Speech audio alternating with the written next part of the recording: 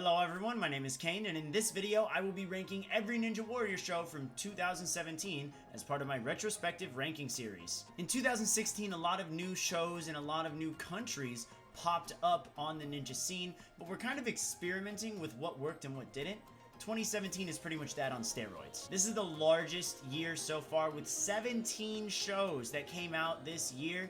Might be the largest of the whole series, we shall see. As a reminder, my criteria is based off of entertainment and quality. It's not about what's closer to Sasuke is going to be higher and what's further away from Sasuke and more different is going to be lower. Because that's a dumb piece of criteria. With that said, we got a long list. Let's get into it.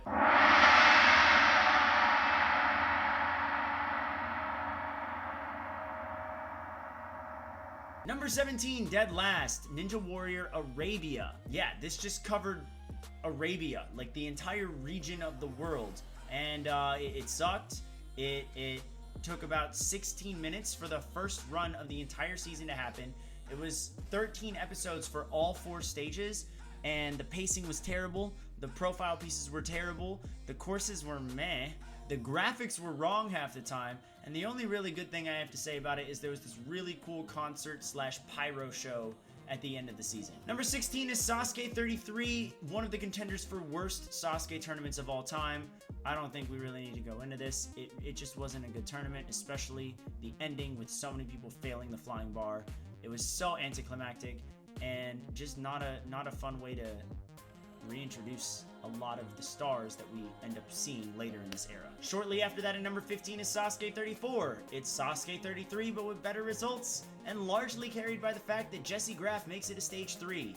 That is the only reason it's not dead last. On the subject of women in Ninja, number 14 is Kunoichi 10. It's Kunoichi 9, but with actually 4 stages and worse results. I don't have anything against Kunoichi 10. I just think it's rather boring in comparison to other shows that were trying something new, even if they were just meh. Meh something different versus meh Kunoichi. I'm gonna pick the meh something different. So that something different is number 13, Ninja Warrior Austria Season 1. This has the introduction of Stephanie Knoppinger, who becomes Steffi Edelman later on in the Ninja Warrior timeline of things. Very big name, but honestly, the results of the finals were just not good enough to put this any higher. And the format and the editing, not anything great. It was very European, like how Sweden and the UK were doing it.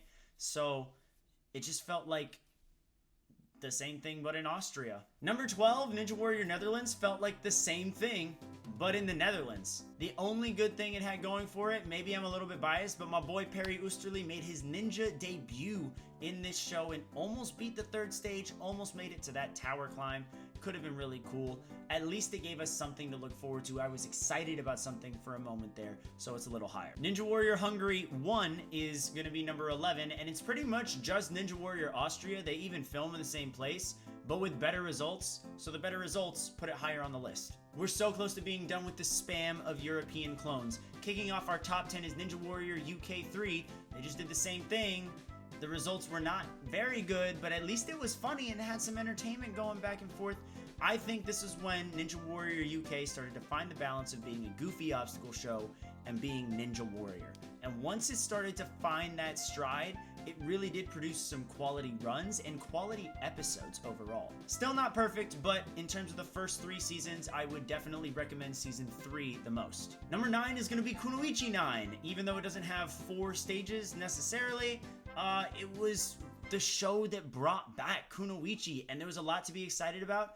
And even though it was scaled down, 50 competitors, smaller courses, indoors, I still found that I had a pretty good time with it. And of course, the final stage attempt by Hikari Izumi was a lot of fun. On the subject of renewals, number 8 is Sasuke Vietnam 3, which caused a renewal after Season 2 saw a triple Kanzen. I think they made Stage 3 overkill. I think that goes throughout the rest of this show's lifespan. However, the lead up into it and seeing the international representation and seeing all of these new and old athletes battle against the revamped Stages 1 and 2 was a lot of fun, honestly. The pacing, not great.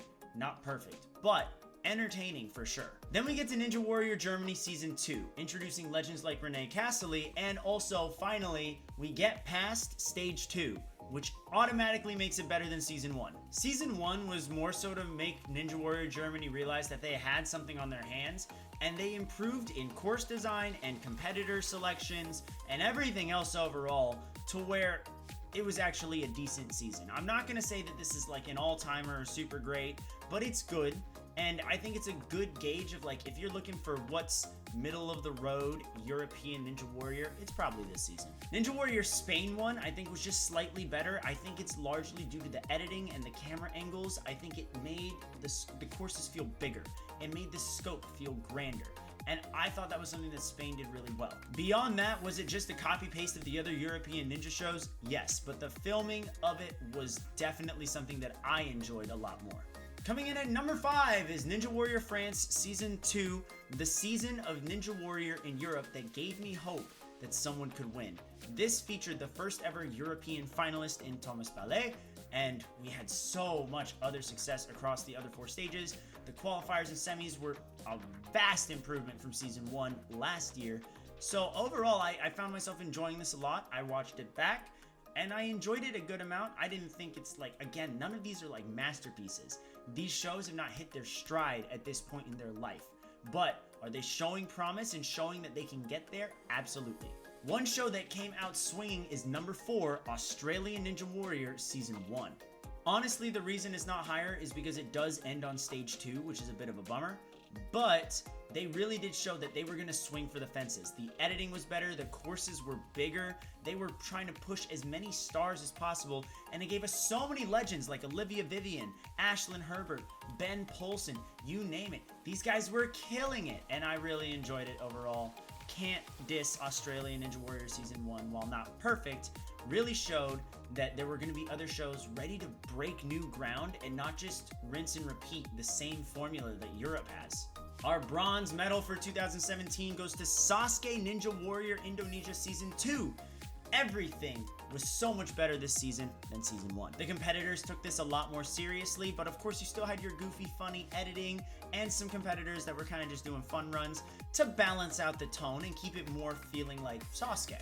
At the same time, the results were overall better, and I really, really wanted this to get a Season 3. It's a shame it didn't get a Season 3. I still want a Season 3, and it's been 8 years. Whatever. The final stage is what largely carries it, as well as Stage 3, but the qualifiers and semis were fun.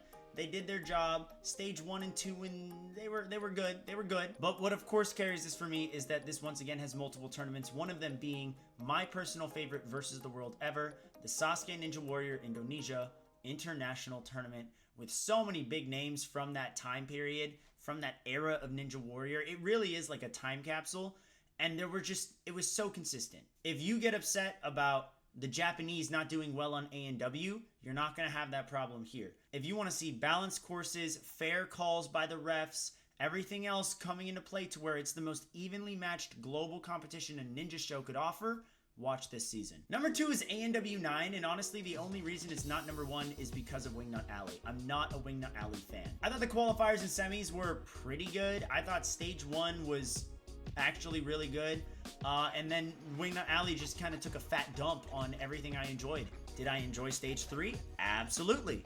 Is that enough to carry the rest of Vegas? Absolutely not.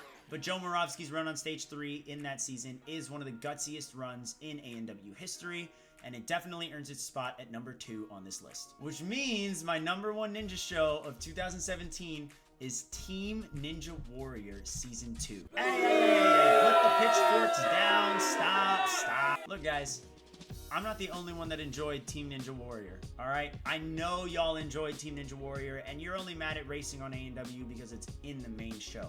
When it's its own thing, it is a lot of fun. I think it's fun no matter what, but I know that that's what the popular opinion is. Team Ninja Warrior 2 had better obstacles, the teams came way more prepared this time around because they knew it was at stake, and also, they came in with like, just that fire.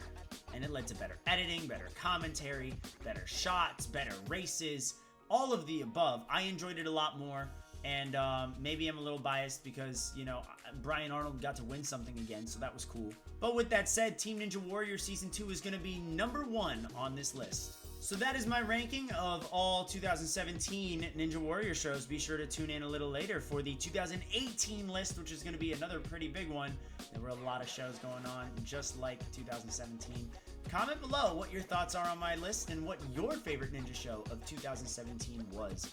Be sure to subscribe and like and all that other good stuff. Check me out on Twitch. I'll see you in the next one. Peace.